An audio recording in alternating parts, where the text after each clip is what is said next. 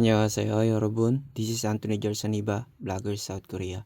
So ngayon guys, i-share ko naman sa inyo kung paano sagutan itong topic 1, Ikki. So, ang i-share ko sa inyo dito guys kung paano sagutan itong mga ganitong uri ng tanong. Okay? So, ang tanong dito ay, 무엇에 대한 내용입니까? 무기와 같이 알맞은 것을 고르십시오. Okay? So, 각 2점. So, every question po, dalawa ang score. Okay? So, dito guys, sabi sa tanong dito, ang unang-unang gagawin natin ay aalamin natin kung ano yung tanong.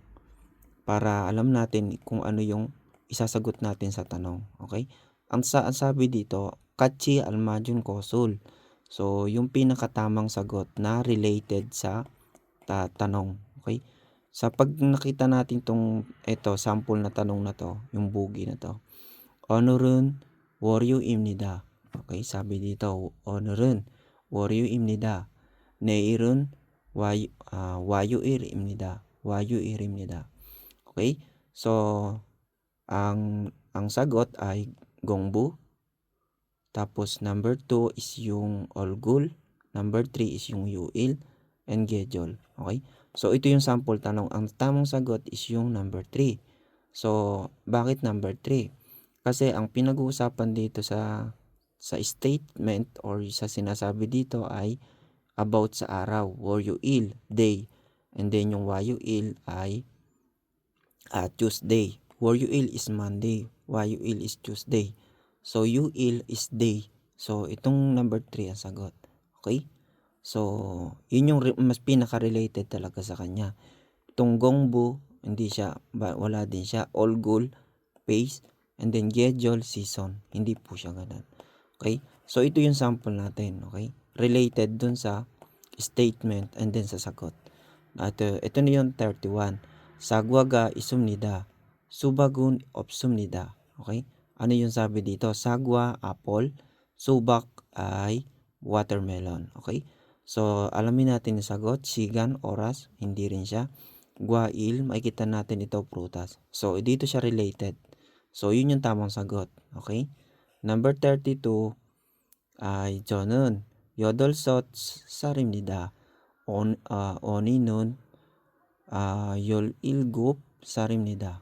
Okay? So, dito, number 1, nai, edad.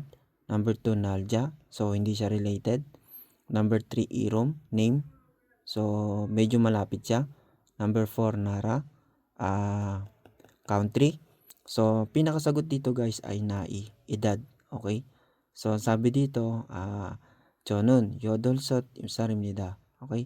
So, I'm, 15 pala, sorry. 15 ay 15 years old. Okay? So, 15 years old daw siya. Okay?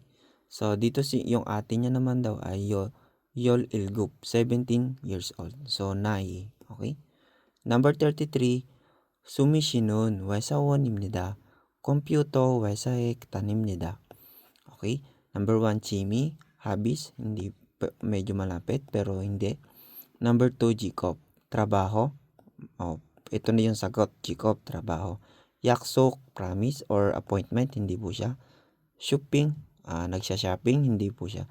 So, ang sagot dito ay number 2, Jacob. So, kasi si Sumi ay wesawon. Okay? So, computer wesae tanimnida. So, lagi siyang pumapasok sa trabaho. Okay? So, number 2.